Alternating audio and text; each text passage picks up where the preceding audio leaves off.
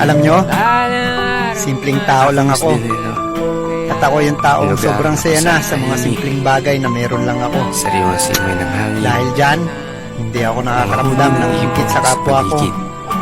Ikaw, subukan mo rin sumaya sa mga simpleng bagay na meron ka.